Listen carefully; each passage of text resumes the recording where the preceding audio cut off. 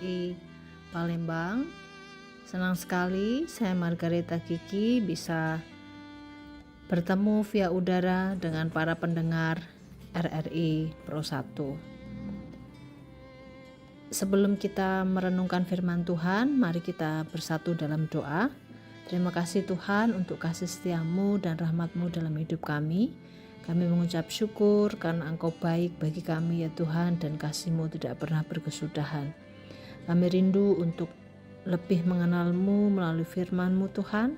Biarlah Engkau yang akan memberikan kami hikmat dan pengertian sehingga kami mengerti akan kebenaran firman-Mu.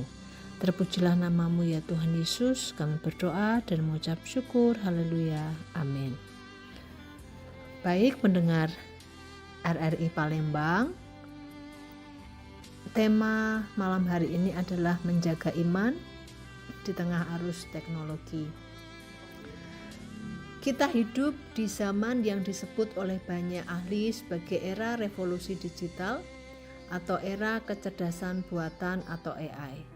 Dari bangun tidur hingga tidur lagi, hidup kita hampir tak lepas dari layar, yaitu HP, gadget, komputer, media sosial, dan internet. Kemajuan teknologi adalah berkat jika digunakan dengan bijak. Namun, ia juga membawa tantangan besar bagi iman orang percaya.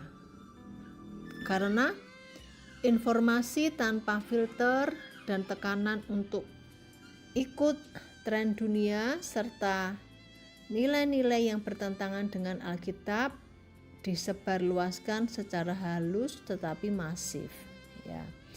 Jadi banyaknya informasi-informasi saat ini, kalau kita tidak waspada, kita akan mudah terpengaruh.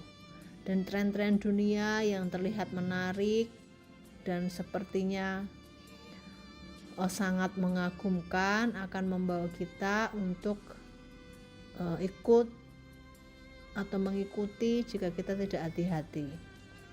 Paulus dalam Roma 12 ayat 2 menulis sebuah nasihat yang sangat relevan, bahkan lebih relevan sekarang daripada ia pertama kali menulisnya. Roma 12 ayat 2 mengatakan, "Janganlah kamu menjadi serupa dengan dunia ini, tetapi berubahlah oleh pembaharuan budimu, sehingga kamu dapat membedakan kehidupan yang dipamerkan juga bisa menunjukkan validasi sosial dan kebiasaan multitasking yang merusak fokus dan waktu teduh. Konsumsi konten tanpa disaring dengan nilai kekudusan. Oleh sebab itu, Paulus mengajak kita untuk tidak menyesuaikan diri dengan arus ini.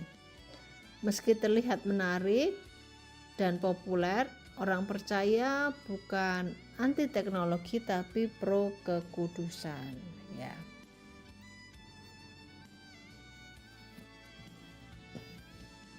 Kemudian kalimat berikutnya menyatakan berubahlah oleh pembaharuan budimu, yaitu berubah, transformasi, berarti perubahan dari dalam, bukan hanya sikap luar ya, tapi dalam konteks zaman digital berarti memperbaharui pola pikir dengan firman, bukan dengan algoritma media sosial, dan harus mengisi pikiran dengan hal-hal yang benar, bukan yang viral tapi kosong secara rohani. Cara pikir kita dibentuk oleh apa yang kita konsumsi. Itulah sebabnya kita butuh disiplin rohani dalam dunia digital. Kalimat berikutnya menyatakan bahwa sehingga kamu dapat membedakan manakah kehendak Allah. Hidup di zaman teknologi menuntut kita bisa membedakan, bukan hanya mengikuti, ya, tapi kita bisa membedakan mana yang baik dan mana yang benar. Banyak yang terlihat baik di permukaan, tapi sesungguhnya bisa jadi menyesatkan. Ya, jadi kita harus berhati-hati ya.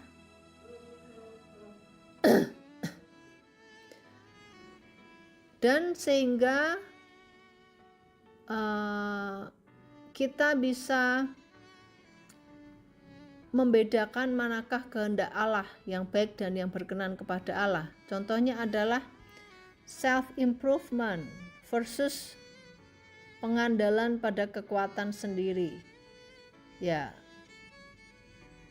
berhati-hati terhadap self improvement versus pengandalan pada kekuatan sendiri ya. Jadi kita tidak boleh mengandalkan kekuatan sendiri atau merasa bangga atau merasa tinggi hati, sombong terhadap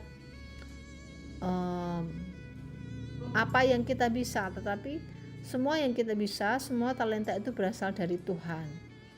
Dan kebebasan berekspresi versus ketidaksopanan dan ujaran kebencian. Walaupun ada kebebasan dalam berekspresi dalam media sosial, tapi kita harus berhati-hati akan perkataan-perkataan yang tidak sopan, perkataan-perkataan negatif yang tidak membangun, ujaran kebencian yang menyangkut sara, suku, agama, ras, dan golongan, itu harus kita hindari.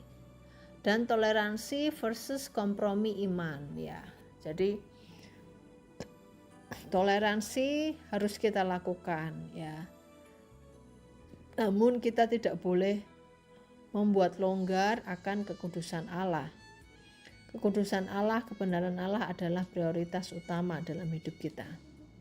Sehingga orang percaya harus hidup dengan kemampuan membedakan yang berasal dari hidup yang terus diperbaharui oleh Roh Kudus dan firman Tuhan. Bagaimana menjaga iman kita di era teknologi? Tentu saja disiplin rohani digital ya. Waktu teduh kita harus tetap prioritas bahkan di dunia sibuk dan terhubung 24 jam. Ya, sehingga kita dapat memanfaatkan segala sesuatu yang digital itu, kita dapat membaca renungan saat teduh dari platform online, atau kita dapat menyembah Tuhan bersama seperti itu. Gunakan teknologi untuk mendukung iman kita ya. Aplikasi-aplikasi Alkitab, podcast rohani, komunitas online yang sehat ya. Gunakan disiplin-disiplin rohani itu untuk terus bertumbuh di dalam pengenalan akan Tuhan. Yang kedua, filter rohani dalam konsumsi konten. Tanyakan kepada diri kita, apakah ini membangun iman saya? Apakah ini memuliakan Tuhan atau memuliakan diri saya sendiri sebenarnya? Ya.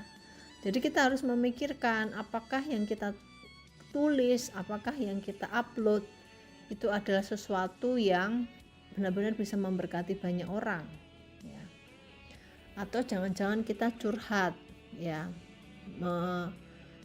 menceritakan masalah kita yang seharusnya orang lain tidak perlu tahu. Kemudian jangan konsumsi tanpa berpikir. Jangan aminkan semua konten rohani yang terdengar manis tetapi sesat secara doktrin. Kita juga harus berhati-hati ya dengan doktrin saat ini ya. Kita percaya bahwa Yesus adalah juru selamat dan tidak ada yang lain. Ya, tidak ada hal-hal yang lain, bahkan kebaikan yang bisa menyelamatkan manusia dari dosa. Hanya Yesus Kristus. Dan gunakan platform-platform rohani untuk kesaksian-kesaksian ya. Gunakan segala sumber daya, resources untuk memuliakan Tuhan. Dengan menjadi terang di media sosial tidak berarti jadi pengkhotbah online, tapi mencerminkan Kristus lewat kata-kata, respon, dan sikap kita. Dan gunakan teknologi untuk menyebarkan kasih, pengharapan, dan kebenaran. Sebarkanlah hal-hal yang baik, beritakanlah kabar itu, keselamatan itu bagi banyak orang, bahwa Yesus adalah juru selamat yang hidup. Dia adalah jaminan satu-satunya akan hidup yang kekal dalam kerajaan surga, tidak ada jalan yang lain. Kesimpulannya adalah teknologi boleh berkembang, namun iman harus tetap kokoh. Teknologi akan terus berubah dan era AI akan semakin canggih. Tapi orang percaya tidak boleh larut dalam bentuk dunia, melainkan harus tetap teguh dalam firman Tuhan. Semakin banyak kita mendengar firman, kita akan semakin ingat akan firman, dan kita akan semakin bisa membedakan yang benar dan yang salah. Dan Roma 12 ayat 2 adalah panggilan untuk hidup dengan identitas ilahi, bukan identitas digital. Dunia mungkin memaksa kita berubah demi likes dan followers. Tetapi Tuhan memanggil kita untuk berubah demi kehendak Tuhan yang sempurna.